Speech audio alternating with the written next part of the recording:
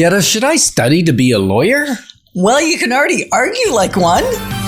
Moving forward with the Decker team. Moving forward together with the Decker team. We're excited that we've been able to create for you over 587 Life's Inside Track episodes where we share insider tips, how to make house home, making the most out of your money and your investments. And the great news is you can get access to them from home, from the office, or on the go. And you can even get them from our YouTube channel. If you've subscribed, you'll get them every time a new one is created. So we're going to explore kind of a tough topic. Mm-hmm. And that continuation. is a continuation of the same sort of tough topic of when we disagree, what stories are we telling ourselves and how do we process or navigate or move through those stories to tell better stories? Mm-hmm. So we used to disagree a lot. We still disagree, but we're not as disagreeable. Exactly. Right? So we needed to learn because we're not going to agree. If you've been watching this show or listening to us for any length of time, you know that we often see things quite differently from another. The foundational stuff, we're in great alignment, but the methodology, the how-to, we see quite differently. Yeah, I think it's because you have blue eyes. I don't think it has anything to do with my eyes. I think it has to do with our temperament, our experiences, our personalities, just the way we experience the world and live the world, live in the world. So I don't think I've ever seen a couple or a family that hasn't had disagreements. I don't think I've ever seen If you're in a one relationship with somebody, whether just a friendship, at some point you're going to have a disagreement on something, the way something should go. Exactly. You're not going to see it the same way. And what we've attempted to move from is being really disagreeable, miserable in the disagreement versus being kind and gentle and loving, even in the midst of not seeing the same thing. Yeah. Yeah. And I think I always wanted to be right. I have this innate need to be right. And you used to say to me, do you want to be right or do you want to be happy?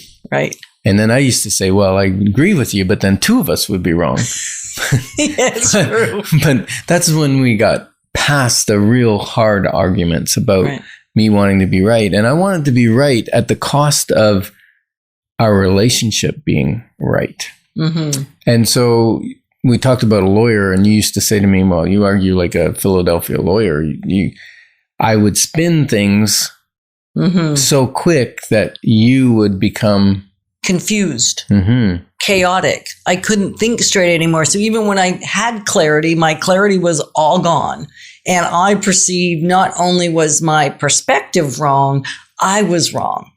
And even when I knew I was right, that I was right, that I was right, I would lose the ability to be certain in what I knew to be true. Right. And then what story did you tell yourself then? Well, I was stupid. That was a piece of the story, that I was no good at this thing, that I couldn't get anything right. And so I walked around thinking I'd lost my mind, basically, rather than standing in my certainty. Now, and it doesn't happen like it used to at all, but as we move into these situations where we see it differently, my pretty common answer is, isn't it interesting, or I might say fascinating, depending on the mood I'm in. Either it's fascinating or it's interesting that we have a different perspective about the same thing. Right. That it's okay to agree, to disagree, and be agreeable in the fact that we don't see it the same way. Mm-hmm. Nor do I want to see it the way you see it, or vice versa. So when you told yourself that story about, I think you said, being stupid, what did that create emotionally for you? Well, I would cry a lot.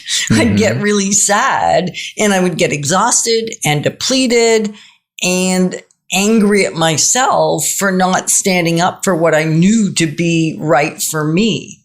Right. So I would just throw into this whole pity party. There was tears. There was laying on the bathroom floor crying and carrying on, or just excusing myself from even talking to you, right? Like get out of the situation. So flee, hide, and certainly couldn't talk to anybody else because I was so out of control. Right.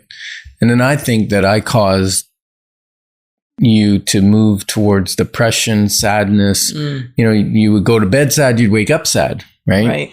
Whereas I'd go to bed angry, I'd wake up happy. Just different personality, right?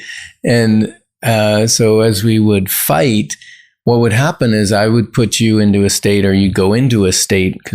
You can't really put me in one. I put myself in it. You're pretty much responsible for your own state. But then I would feel hopeless in my ability to bring you back. Mm-hmm. And now I created a story that I caused this, and I can't fix it. I can't fix your tears. I can't fix your crying. I can't fix your sad. I want to. I'm a problem solver. I want to fix it. And I can't fix it. Mm-hmm. So that takes away my power, because now I'm powerless and you're powerless. Right. And where do you go from there? We're in a mess. We're in a mess. So we do have good news, though. We do figure out how to navigate this stuff. And yet, if you're anything like us, and maybe it's not as crazy as us, maybe your crazy cycle and your dysfunction is not as insane as ours was. And yet, probably to some degree, we all live from this place of not functioning or saying the things that we know we want to say in the way we want to say them. Yeah. And we can only give you so much in this video segment and radio segment, right?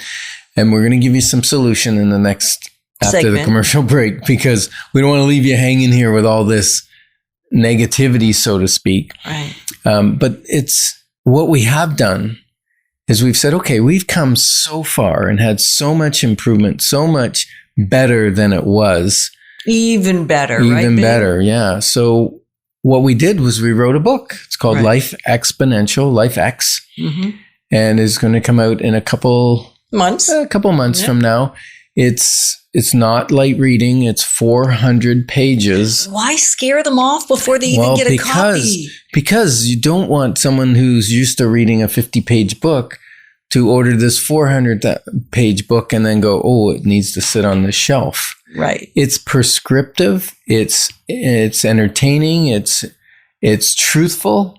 There's lots of stories in it about things that we've done, how we overcame it, how the parts of the body, your mind, your mind, your body, your soul, your money, your relationships, and your faith in God, how that all comes together and can either amplify or subtract or divide, I guess, what kind of life you're living. So Life X, so excited about it coming out. Yeah, and if you want to get on the pre-release list, send us an email to together@deckerteam.com and just say Life X. We'll know what that means, and we'll know to send you a copy of it, or at least access to get a copy of it. A link to it, yeah. A link to it.